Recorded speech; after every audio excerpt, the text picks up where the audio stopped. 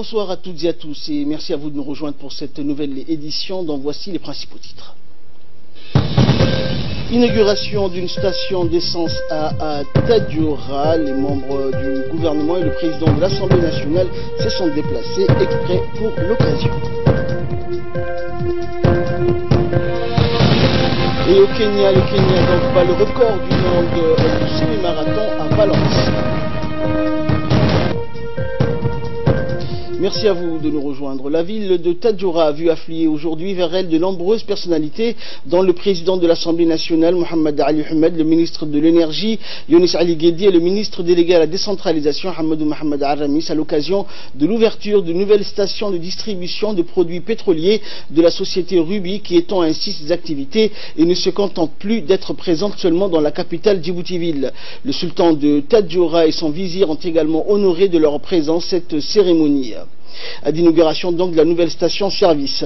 La nouvelle station donc Ruby a pris la relève de l'ancienne station Shell qui a opéré une dizaine d'années au début donc des années 80 jusqu'à l'éclatement du conflit civil en 1991 où elle a dû cesser son travail en tant que principal point de distribution et de vente de produits pétroliers. La nouvelle station-service a été baptisée station-service Daoud Ahmed Adab. Il aura fallu beaucoup d'efforts et de persévérance pour voir Tadjoura-Ville disposer d'une station-service moderne et répondant aux normes d'exploitation de ce type d'activité. Et donc la création du nouveau port de Tadjoura par où passe l'avitaillement de la station-service et qui simplifie ainsi les opérations de chargement-déchargement est un facteur essentiel. Tout cela booste les activités économiques et touristiques de la région. Il est revenu donc au préfet de la région et au président du conseil régional ainsi qu'au directeur général de la société Ruby Énergie d'accueillir tout ce beau monde pour la cérémonie d'ouverture de la nouvelle station-service. Une station-service donc qui délivre tout type de produits pétroliers, du gasoil, de l'essence et du kérosène ainsi que de butane à gaz liquéfié devient ainsi un point central et névralgique dans une ville en pleine expansion. Elle va longtemps profiter de cette exclusivité de répondre aux besoins de tout type de véhicules jusqu'à l'apparition d'autres points de vente concurrentes. Le préfet de la ville blanche s'est félicité de l'ouverture de cette station-service donc qui s'insère parfaitement dans le cadre de l'expansion économique de Tadjoura. Et en signe d'encouragement pour l'ouverture de cette station d'essence de Tadjoura qui constitue un développement des activités commerciales annexes et aussi le renforcement de la mise en œuvre du processus de la décentralisation, deux membres du gouvernement ont participé à l'inauguration ce matin à Tadjoura et en prenant la parole à la tribune, le ministre délégué à la décentralisation, Hamadou Mohamed Aramis, a félicité donc la famille Daoud Ahmed Adab pour l'ouverture de cette station fondée dans les années 80 par le patriarche Daoud, aujourd'hui décédé, à son âme. Désormais, grâce à cette ouverture, a-t-il dit, Tadjoura est doté d'un point de vente de produits pétroliers sur place au grand bénéfice des consommateurs locaux et des automobilistes de passage dans la région.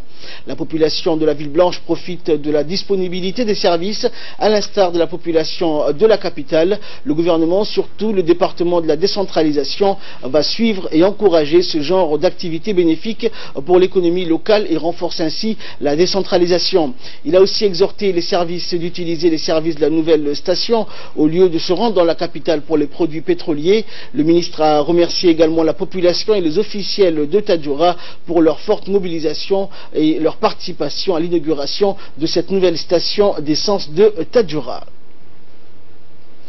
Et le ministre de l'Énergie, Younis Ali Guedi, a rappelé dans son intervention que la nouvelle société de distribution de produits pétroliers a pris la relève de l'ancienne station-service Shell qui avait dû interrompre ses activités en 1991 suite au conflit civil. On écoute le ministre. C'est la station qui était au cœur de Tadjoura. C'est l'une des dernières stations de Tadjoura qui aujourd'hui nous redonne envie.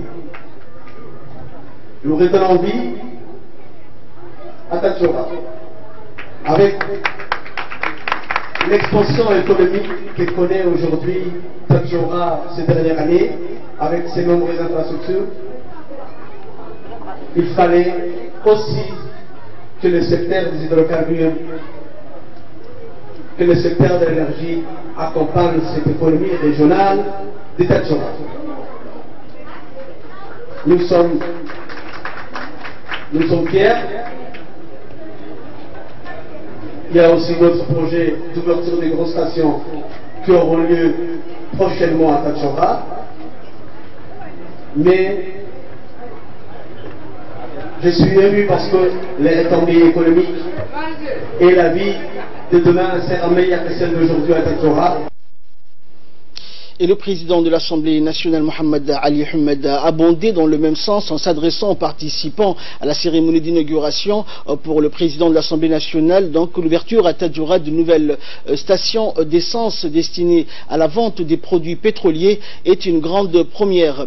Cela a été donc concrétisé grâce à la persévérance de la famille Daoud Ahmed Adab, dont le petit-fils va diriger la station. Le président a indiqué que depuis la guerre civile, les clients n'avaient pas la possibilité de trouver l'essence à Tadjoura et c'était un handicap pour les consommateurs et automobilistes et un frein au développement. C'est un signe important pour dynamiser le développement local. Les automobilistes et les touristes de passage auront donc la possibilité de faire le plein à Tadjoura même. L'Organisation des Nations Unies pour l'Enfance, l'UNICEF, a remis aujourd'hui au ministère de la Santé un camion frigorifique pour acheminer les vaccins dans les zones les plus reculées du pays, un lot d'une trentaine de congélateurs solaires, 10 réfrigérateurs électriques avec leurs onduleurs, ainsi que 2 chambres froides de 40 mètres cubes. Le tout devant servir à la conservation des vaccins dans les zones reculées du pays. La chaîne de froid des postes de santé des régions de l'intérieur se voit ainsi renforcée. Le coût total de ce don est estimé à quelques 300 000 $, soit environ 54 millions de nos francs. Au cours de cette cérémonie de remise de dons, le ministre de la Santé n'a pas manqué de remercier l'UNICEF et l'agence Gavi pour cette contribution au profit des centres de santé de la périphérie de la ville de Djibouti et postes de santé rurales les plus éloignés. La cérémonie de remise du don s'est déroulée en présence de la représentante de l'UNICEF à Djibouti, Diana Boumaondé, et de nombreux cadres du département de la santé. À noter enfin que des agents du ministère de la Santé ont suivi des formations pratiques sur l'utilisation et la maintenance des appareils réfrigérants et fonctionnant à l'énergie solaire. La représentante de l'UNICEF, Diana Boumaondé, a salué donc dans un mot prononcé à cette occasion les efforts du gouvernement dans la promotion de la politique de vaccination pour tous. Écoutons ses propos. Ravi de me retrouver ici dans la cérémonie de remise du matériel dans le cadre de la vaccination et l'immunisation sur le territoire djiboutien. Et donc j'ai eu l'honneur aujourd'hui de remettre au ministère de la Santé, à son Excellence le ministre de la Santé et à ses cadres, d'un camion frigorifique et aussi de 36 réfrigérateurs électriques et solaires dans le but vraiment d'améliorer l'optimisation de la chaîne de froid pour la vaccination à Djibouti. Et pour sa part, le ministre de la Santé a indiqué qu'à travers cette stratégie de renforcement en équipement solaire, le département de la Santé assure ainsi la durabilité de la chaîne de froid sur la totalité des postes et des centres existants dans le pays. On écoute le ministre. Au nom du ministère de la Santé, nous remercions infiniment pour le don d'un matériel conséquent, composé d'un véhicule, d'un grand véhicule frigorifique qui servira pour la vaccination, le déplacement de tous les vaccins de l'aéroport à la CAM et après de la CAM à la distribution dans les 5 régions de Djibouti-Ville. Puis nous avons reçu aussi 35 réfrigérateurs dans lesquels 26 sont solaires et 9 sont électriques. Ces réfrigérateurs permettront que les vaccins puissent être conservés dans les meilleures conditions possibles, puisque ce sont des réfrigérateurs homologués par l'OMS et de marques très importantes. Et dans le dossier de cette édition, nous avons remarqué donc ces dernières années que l'architecture des mosquées djiboutiennes a connu donc un développement remarquable avec la construction de nombreuses mosquées qui se différencient de leurs précédentes par leurs propres caractéristiques architecturales et modernes. Dans ce reportage préparé par notre collègue Mohamed Abdillahi Omar Djaber, on se focalisera sur certains aspects architecturaux de certaines de ces mosquées qui contribuent aussi de manière significative à l'amélioration de la vision générale de la capitale. Un commentaire d'Ali Abdillahi.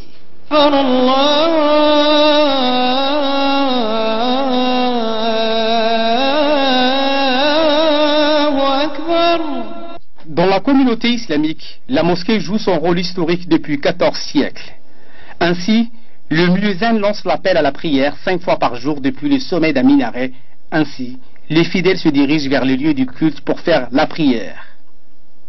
Selon le département de l'Awqaf, le nombre de mosquées à Djibouti est plus de 100, dont certaines d'entre elles sont encore en voie de construction.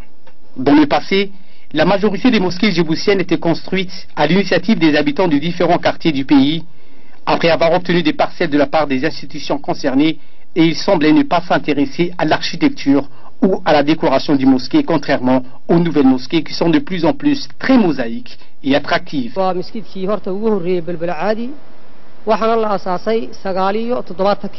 Cette mosquée a été construite avec le financement de certains bienfaiteurs du quartier et d'autres donateurs, mais sa construction a été longue en raison du manque de financement nécessaire.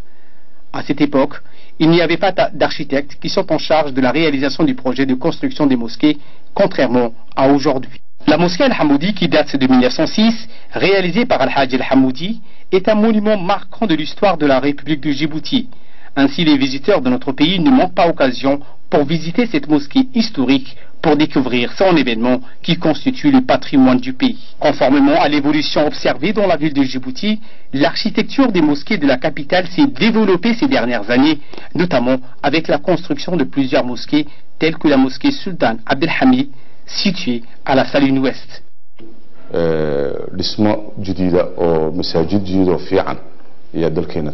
Parmi les mosquées les plus importantes qui ont attiré mon attention, les mosquées Sultan Abdelhamid, qui est le deuxième du genre en Afrique, et la mosquée Oumou Salman de la mosquée de Doha.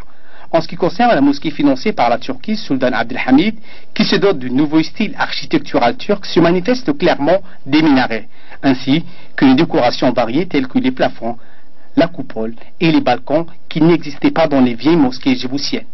Cette mosquée peut accueillir près de 2500 fidèles. Une société turque est chargée de sa construction. Parmi les nouvelles mosquées qui sont encore en construction, il y a la mosquée Oumou Salman située à PK13 dans la commune de Balbala, dont la société Al-Hamdani pour le commerce et les investissements immobiliers yéménites sont chargés de sa construction. Cette grande mosquée est financée entièrement par le président de la République, Ismaël Margueli. Le projet est composé d'une mosquée pour les hommes ainsi qu'une partie pour les femmes et la résidence de l'imam et du muezzin et d'une bibliothèque. Sa construction a pris environ 1 année et demie et peut accueillir près de 2000 fidèles. Elle est construite par la société Al-Hamdani conformément à l'architecture yéméno-djiboutienne. Cependant, les mosquées ont une grande importance dans la construction des sociétés musulmanes, dans la diffusion de la science et de la culture et dans l'édification des monuments d'une civilisation du haut niveau. Et pour cela, le premier travail réalisé par le prophète, paix et bénédiction d'Allah soit sur lui, après son arrivée à la ville d'Al-Madina, fut la construction d'une mosquée. Toujours en nouvelle nationale, le secrétaire d'État à la jeunesse et au sport Hassan Mohamed Kamel a reçu ce matin Fatouma Mohamed Abito, professeur de langue à l'université de Samara en Éthiopie. Fatouma Mohamed Abito était accompagné de 5 parlementaires de l'Assemblée nationale. Le secrétaire d'État, entouré de ses proches collaborateurs, a réservé un accueil chaleureux à la professeure Fatouma Mohamed, la félicitant ainsi pour son œuvre dont le contenu vise à stimuler, à préserver, sauvegarder la culture et la tradition de la communauté afar. Fatouma Mohamed Abito s'est réjoui donc de l'accueil chaleureux, empreint de fierté que le secrétaire d'État lui a exprimé.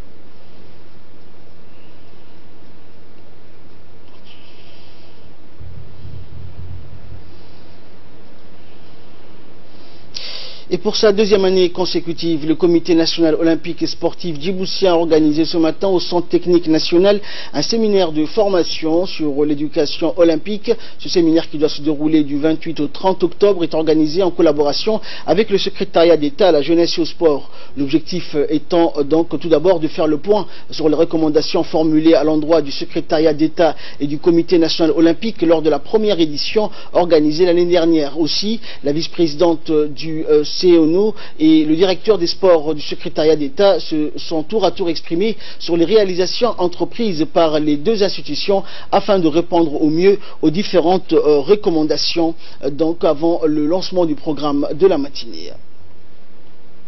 Ce qui va et ce qui ne va pas, qu'est-ce qu'on doit corriger pour une meilleure gestion des fédérations et du comité olympique et d'une bonne relation entre les fédérations, comité olympique et ministère de la jeunesse et des sports. Sport, toujours hier au stade Goulet à l'issue de son assemblée générale élective, la Fédération djiboutienne d'athlétisme a élu son nouveau président pour un nouveau mandat de 4 ans. Le réélu à la tête de cette auguste institution n'est pas un inconnu dans le domaine de l'athlétisme djiboutien. Il s'agit de M. Saïd Ismail Hassan qui jusque-là occupait le poste de vice-président de la Fédération djiboutienne d'athlétisme.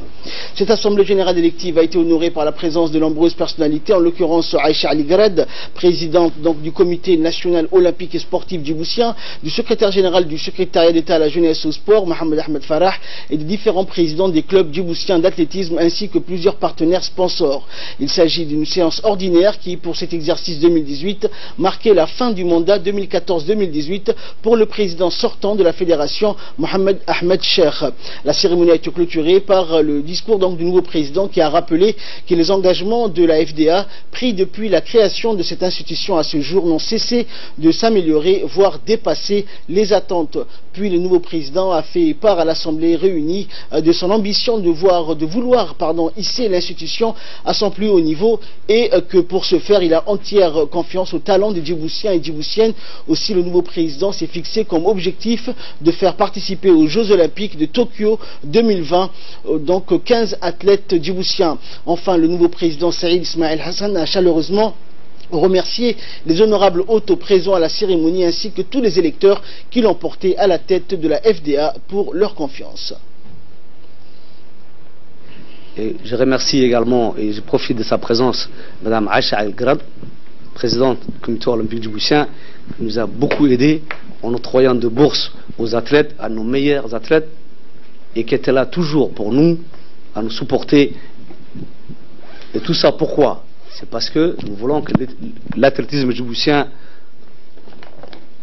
représente partout dans le monde et qu'il soit l'ambassadeur de tout le monde. Le comité de pilotage du projet d'appui aux collectivités locales djiboutiennes s'est réuni donc sous la présidence de la maire de la ville de Djibouti, Fatouma Awali Ousmane. Cette réunion a vu la participation des présidents des conseils régionaux et des 3 présidents des communes de la ville de Djibouti, de la représentante de la délégation de l'Union européenne et d'un représentant de l'AIMF, l'association des maires francophones. Ont été validés donc durant cette réunion le plan d'action et les activités des projets jusqu'en février prochain. Et enfin, la maire a rappelé les activités déjà entamées du projet d'appui aux collectivités locales de Djibouti. Direction Obok, à présent une mission de l'ADDS dirigée par Galab Hassan, chef de service de renforcement des capacités des acteurs, s'est rendu donc aujourd'hui à Obok afin de participer à l'atelier de validation des micro-projets des associations de la région d'Obok. L'objectif étant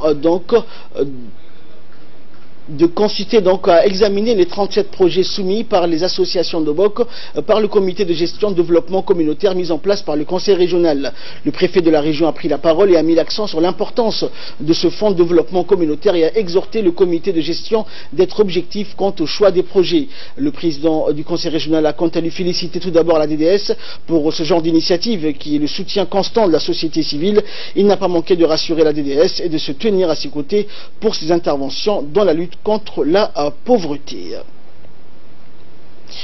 Fidèle à sa tradition, l'Union pour le développement et la culture, l'UDC, a procédé vendredi dernier à la distribution des vêtements à des centaines de femmes et enfants de la localité de Garabtissan dans la région de Tadjoura.